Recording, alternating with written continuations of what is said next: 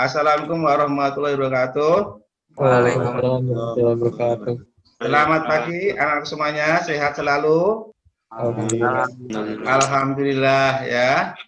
Pada pagi hari ini Bapak akan melanjutkan materi yang kemarin. Tapi sebelumnya marilah kita berdoa terlebih dahulu sesuai dengan keyakinan dan kepercayaan masing-masing. Berdoa dimulai. Berdoa selesai.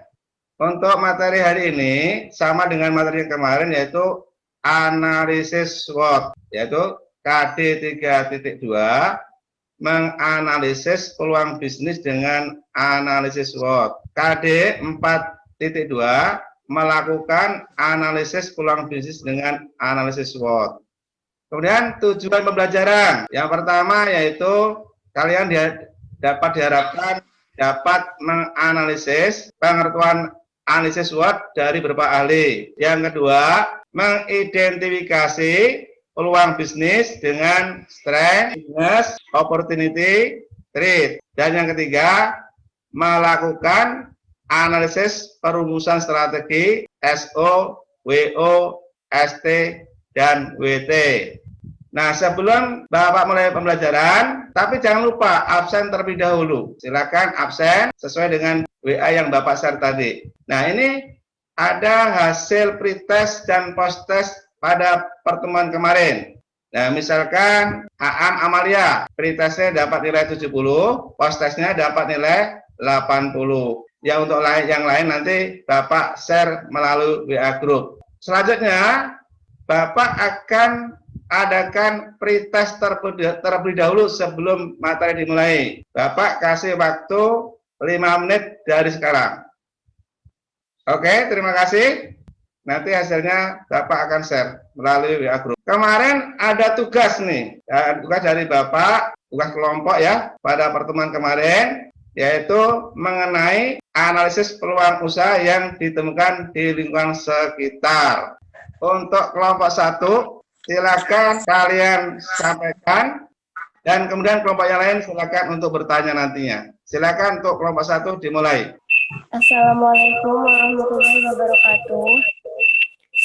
Saya perwakilan dari kelompok 1, yaitu Amalia, Ahya Rosidi, Baihaqi, Fauzan Anggi, dan Fikri Bilal akan mempresentasikan tentang menentukan peluang usaha keripik pedas singkong dan dengan nanas.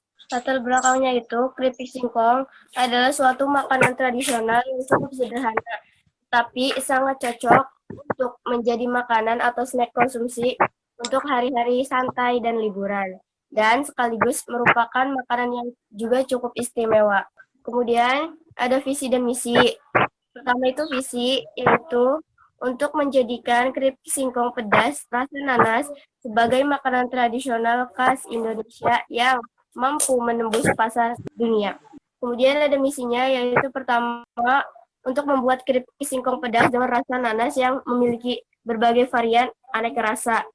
Kemudian memasarkan keripik singkong pedas rasa nanas di pasar tradisional maupun pasar modern. Yang terakhir yaitu untuk mendirikan usaha wisata kuliner makanan khas Indonesia. Kemudian ada analisis peluang usahanya. Yang pertama itu ada kekuatan, yaitu untuk menjual produk di semua kalangan masyarakat. Terus satu produk terdiri dari beraneka rasa dan bentuk. Kemudian bahan produk yang terjamin dan juga higienis. Selanjutnya itu ada kelemahannya. Yang pertama itu produknya mudah ditiru dan juga tidak tahan lama. Kemudian ada peluang. Produk ini belum banyak yang membuat, sehingga peluang masih besar untuk dikembangkan dan membuat peluang untuk usaha ini. Yang terakhir ada ancamannya, yaitu adanya pesaing yang menjual produk dengan harga yang murah. Oke, tepuk tangan untuk kelompok 1. Silakan untuk kelompok yang lain untuk bertanya. Nama saya Muhammad Syahroni dari kelompok 2. Bagaimana tentang promosi produknya? Dalam mempromosikan produk ini yaitu dengan menyebarkan brosur kepada masyarakat dan dilakukan masa promosi pada setiap pembelian satu paket dengan isi 50 bungkus akan memberikan diskon 10% dari harga tersebut. Oke, silakan yang lain. Saya Muhammad Febri dari kelompok 2. Saya akan bertanya tentang bagaimana tentang tempat penjualannya. Tempat yang dipilih itu di Ciruas, tepatnya di depan Pasar Ciruas, karena letaknya cukup strategis dan mudah dijangkau masyarakat atau konsumen.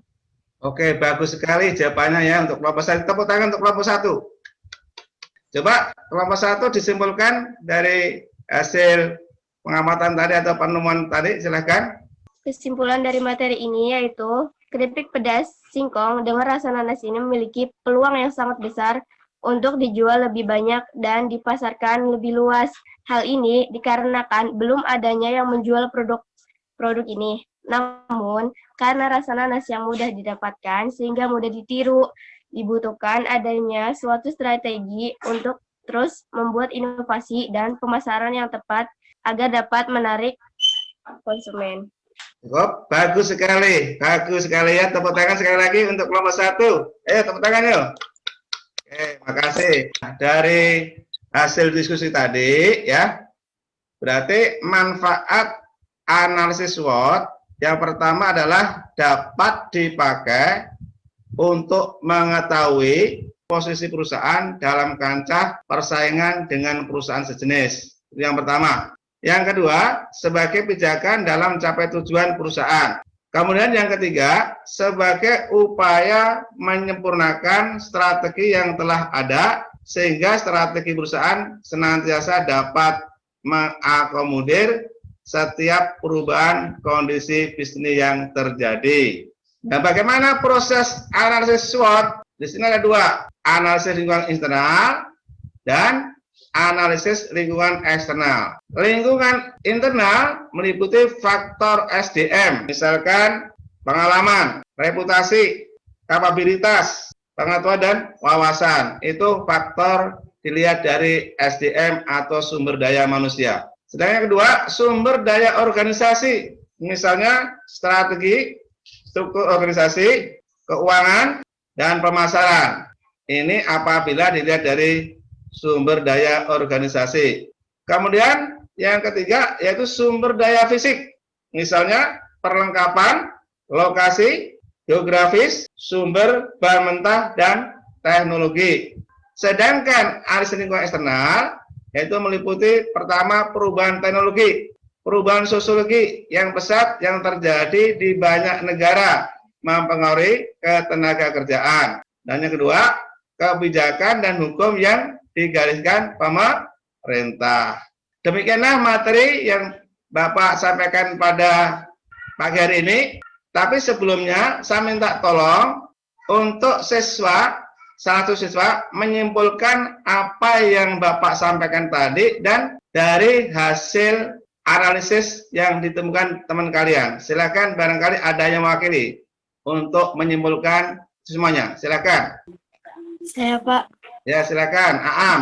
Kesimpulan dari materi yang tadi adalah analisis SWOT adalah sebuah bentuk perencanaan strategi bisnis yang diambil dari 4 sisi utama, yaitu kekuatan, kelemahan, peluang atau kesempatan, dan ancaman. Oke, terima kasih. Tepuk tangan untuk semuanya. Nah, sebelum Bapak akhiri pada hari ini ada tugas ya. Kerjakan soal ulangan harian di Google Classroom yang Bapak share melalui WA paling lambat hari ini. Dan kalian bisa belajar materi ini diakses Google Classroom. Cukup jelas ya? Demikian pertemuan hari ini. Kita lanjutkan pertemuan yang akan datang, yaitu tentang strategi bisnis. Tapi sebelumnya kita tutup, marilah kita berdoa sesuai dengan keyakinan dan kepercayaan masing-masing. Berdoa dimulai. Berdoa selesai. Dan Bapak berharap jaga kesehatan, apalagi dalam masa pandemi seperti ini, jaga jarak, cuci tangan, pakai masker. Terima kasih. Assalamualaikum warahmatullahi wabarakatuh. Waalaikumsalam warahmatullahi wabarakatuh.